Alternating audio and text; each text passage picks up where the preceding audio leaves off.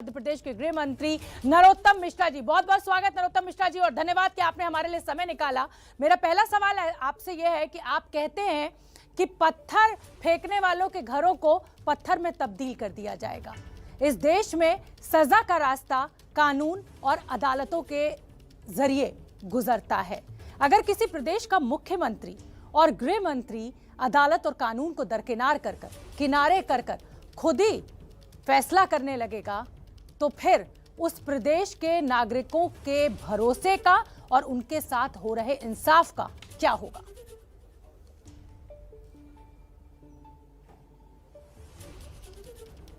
पूरे इंसाफ का ध्यान रखा जा रहा है, पूरे कानून का ध्यान रखा जा रहा है और उसके बाद में विजुअल और फुटेज देखे जा रहे हैं। जो दंगाई हैं उन पर कार्रवाई हो रही है, बाकी सब सुरक्षित है। नरोत्तम जी, दंगाइयों पर आप सख्त कार्रवाई कर रहे हैं और ये अच्छा भी है, होनी भी चाहिए, लेकिन अदालत भी है इस देश में, न्यायपालिका भी है। अगर सारा काम सरकारें ही कर लेंगी, सब कुछ सरकारें ही तय कर लेंगी तो फिर न्यायपालिका की क्या जरूरत रहेगी? न्यायपालिका के लिए भी भेजे हैं, अभी 70 लोग गए हैं न्यायपालिका। अलग अलग काम है सबके, सब अपने अपने काम पे मुस्तैद हैं और न्यायपालिका कोई आदेश देगी तो उसको भी अक्षर से मानेंगे। नरोत्तम मिश्रा जी, कहा यह जाता है कि जब भी कोई कानून को अगर कोई तोड़ता है, अगर मर्डर होता है तो उसको मर्डर की सजा मिलती है, कोई रेप करता है तो उसको रेप की सजा मिलती है। आईपीसी में हर जुर्म के लिए अपने अपने प्रावधान बिल्कुल लिखे हुए हैं और साफ साफ शब्दों में लिखे हुए हैं। अगर कोई दंगा कर रहा है तो उसको पहले ये साबित करना होगा सरकार को, वकीलों को, कि भाई इसने दंगा किया है, चार्जशीट दायर होगी, उसके बाद अदालती प्रक्रिया आगे चलेगी और उसके बाद ये तय होगा। आप तो दंगा करने की सजा जो है वो अवैध निर्माण तोड़कर दे रहे हैं। वो जब बने थे ना कानून, तब सीसीटीवी फुटेज और विजुअल और फुटेज नहीं चले थे। अब तो आंख से दिख रहे हैं, आपके चैनल पे ही देखे हमने दंगा करने वाले विजुअल फुटेज वाले। पहले गवाह और सबूतों के आधार पर चलता था, तब सीसीटीवी नहीं थे, अब हैं, अब विजुअल फुटेज हैं और हम जो भी कार्रवाई कर रहे हैं वो नगरीय प्रशासन विभाग के नियमों के तहत कर रहे हैं। अवैध निर्माण जो मकान बनाने की अनुमति है उस अनुमतियों के तहत ही कर रहे हैं। कोई हम अवैधानिक काम नहीं कर रहे हैं, विधान के अंदर रह के कर रहे हैं। अगर किसी को लगता है कि अवैध है तो वो कोर्ट जा सकता है। ठीक है। अच्छा नरोत्तम जी, ये जो पूरी भीड़ है, इसमें से पत्थर फेंके जा रहे हैं, ये कैसे तय होगा कि ये जो पत्थर फेंक रहे हैं वो सिर्फ मुसलमान हैं जिनके घरों को आप मलबे में तब्दील कर दे रहे हैं?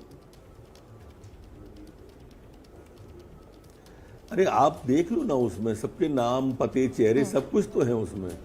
आपने ध्यान से विजुअल फुटेज देखे नहीं है? मोबाइल पे वायरल है, सभी के मोबाइल पे। अब मैं मध्य प्रदेश की बात कर रहा हूँ, हो सकता है आपके पास नहीं हो। मैंने खूब अच्छी तरह उन फुटेज को देखा है उसमें। हाँ, लेकिन कई बार नरोत्तम जी ऐसा भी होता है कि क्राइम पब्लिक के सामने फुटेज है उसमें। नरोत्तम जी, कई बार क्राइम बिल्कुल पब्लिक के सामने होता है, लेकिन उसके बाद भी अदालत में वो मुकदमा चलता है, वो चलता है, उसके बाद ही फैसला लिया जाता है, सजा मुकर्रर उसके बाद ही होती है। ये भी चलेगा, ये भी चलेगा, ये भी अच्छा चलेगा, चलिए, हाँ। ये भी अदालत में चलेगा। जो न्यायपालिका आदेश देगी मानेंगे। और संभावनाओं पे तो प्रतिक्रिया मत लो आप कम से कम। कई बार ऐसा होता है, माना कि मूलधन 100 है, ऐसा मत करो। आसमान बिना खम्भे के टिकाए अगर गिर जाएगा तो क्या होगा? ऐसी संभावनाओं वो बात नहीं करो, तथ्यों सर ये संभावना नहीं है। जमीन पर मैं आपका बुलडोजर चलते हुए देख रही हूँ और बिना किसी नोटिस को चस्पा किए आप पूरा मकान गिरा दे रहे हैं, इसलिए मैं पूछ रही हूँ ये सर आपसे। हाँ, हम हाँ कह रहे हैं, ना कह रहे हैं क्या? हम हाँ कह रहे हैं आपकी बात को। हम कोई छुपा रहे हैं या भग रहे हैं आपसे? ना हम छुपा रहे हैं। मुझे तो अच्छा लग रहा है कि आप मेरे सवालों का सामना कर रहे हैं और आपके यहाँ दिख रहे हैं। हाँ, बेबाकी के साथ जवाब दे रहे हैं, मुझे बहुत अच्छा लग रहा है। लेकिन क्योंकि मेरा काम सवाल पूछना है इसलिए सर मैं पूछूंगी। नरोत्तम जी, मैं इसलिए पूछ रही हूँ ये सवाल आपसे बार बार क्योंकि ये कहा जा रहा है, जवाब देना है यादव जी। बिल्कुल, चाहे असुद्दीन ओवैसी हो या तमाम वो नेता हो, वो ये कह रहे हैं कि ये मकान गिराकर एक कौम पर निशाना साधा जा रहा है और एक कौम को खुश किया जा रहा है। इसका क्या जवाब आपके पास? अब देखो, ये दिग्विजय सिंह जी हो या ओवैसी जी हो, मैडम सुनिए तो, ये दिग्विजय सिंह जी हो या ओवैसी हो, ये कौम की बात करते हैं, ये कौम की राजनीति करते हैं। हम बात दंगाइयों की कर रहे हैं। कौम तो बड़ी संख्या में वहां पे रह रही है ना, बहुत बड़ी आबादी है वहां पे जो आराम से रह रही है, चैन से रह रही है। हम मुसलमान दिख की बात नहीं कर रहे, हम दंगाई की बात कर रहे हैं, वो मुसलमान की बात कर रहे हैं, वो विषयांतर करना चाहते हैं। इसीलिए तो दिग्विजय सिंह जी ने मस्जिद पे झंडा फहराते हुए खरगोन का फोटो डाला। आप मेरी आवाज पहुंच रही शोभना जी? बिल्कुल, मैं सुन रही हूं आपको, बिल्कुल सुन रही हूं सर, आपका जवाब सुन रही हूं तसल्ली बख्श तरीके से। तो उन्होंने आदरणीय शोभना जी, मेरी प्रार्थना इतनी है कि ये लोग राजनीति इस तरह की करते हैं। इसीलिए दिग्विजय सिंह जी ने जो ट्वीट किया कल सुबह, वो मस्जिद में झंडा फहराने का, भगवा झंडा फहराने का किया। ये वही दिग्विजय सिंह हैं जिन्हें उज्जैन में जब होता है उधम, तो पाकिस्तान जिंदाबाद का नारा काजी साहब जिंदाबाद के रूप में सुनाई देता है। ये वही दिग्विजय सिंह हैं जिन्हें जाकिर नाइक शांति दूत के रूप में दिखाई देते हैं। ये वही दिग्विजय सिंह जी हैं जिसे मैं ओसामा बिन लादेन जो है ना, ओसामा जी नजर आते हैं। आपने दिग्विजय सिंह को बहुत अच्छी तरह से जानती हैं, आप ओवैसी को भी जानती हैं। इसलिए हम उनको जाति के हिसाब से नहीं, दंगाइयों के हिसाब से देख रहे हैं जी, और उसी हिसाब से ट्रीट भी कर रहे हैं। ठीक है नरोत्तम जी, मध्य प्रदेश आमतौर पर बड़ा शांत प्रदेश है, लेकिन इस बार आपके शासनकाल में 2-2 जगहों पर हिंसा हुई है, एसपी तक को गोली लग गई है। आखिर इसकी क्या वजह है? क्या कानून व्यवस्था संभल नहीं रही है? शांत प्रदेश था, शांत प्रदेश है, शांत प्रदेश रहेगा। एक क्षणिक घटना हुई थी, जो घटना अब समाप्त हो गई है। पूरी तरह से वहां पर शांति है, सब लोग अमन चैन के साथ रह रहे हैं। उधर आप ही के मित्र हैं मुख्यमंत्री योगी आदित्यनाथ, वो कह रहे हैं कि भाई उत्तर प्रदेश में भाईचारा देखिए, वहां के भाईचारा की मिसाल दे रहे हैं। कह रहे हैं कि उत्तर प्रदेश में 800 से ज्यादा शोभा यात्राएं निकाली गई, लेकिन कहीं कुछ भी नहीं हुआ। वो सही भी हैं? फिर मध्य प्रदेश में ऐसा होना क्या सरकार की नाकामी नहीं कहा जाएगा? अब ऐसा यहां भी नहीं होगा, हम कोशिश करेंगे। अच्छा नरोत्तम जी, लगातार ये सवाल मेरा इसलिए पूछना वाजिब हो जाता है क्योंकि ट्विटर पे भी बहुत लोग मुझे भेज रहे हैं सवाल। दंगों के बाद शिवराज सरकार ने बुलडोजर चलाए, लेकिन एक भी बुलडोजर हिंदुओं के घर पर नहीं चला। तो क्या पत्थरबाजी सिर्फ मुसलमानों की तरफ से हुई? और ये जो बुलडोजर चलाए जा रहे हैं, क्या धर्म विशेष के लोगों को आइडेंटिफाई करके चलाए जा रहे हैं? ऐसा आरोप विपक्ष लगा रहा है आपके ऊपर। आखिर सबका साथ सबका विकास की बात करने वाली सरकार इस मामले में भेदभाव क्यों कर रही है?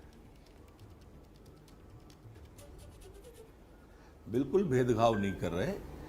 क्रिया पर अगर प्रतिक्रिया होती है तो वो अपराध नहीं होता है उतना बड़ा।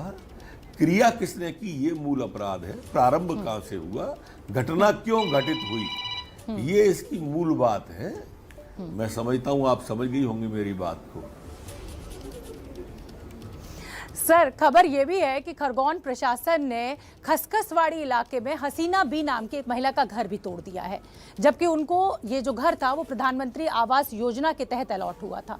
तो क्या प्रधानमंत्री आवास योजना का घर भी अतिक्रमण की गई जमीन पर बना था?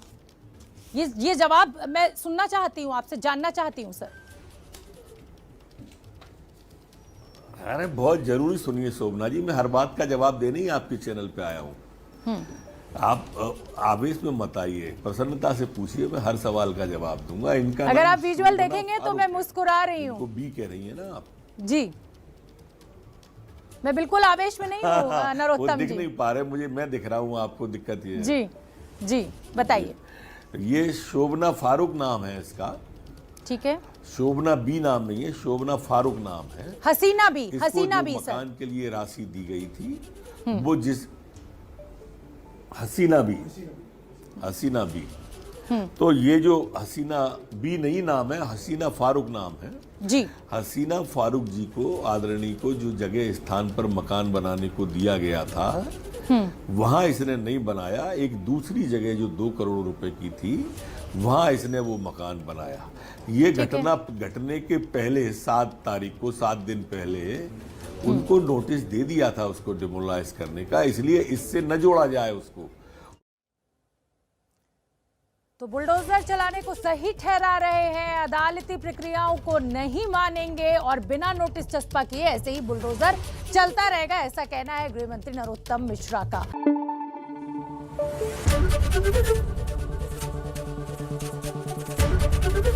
एबीपी न्यूज आपको रखे आगे।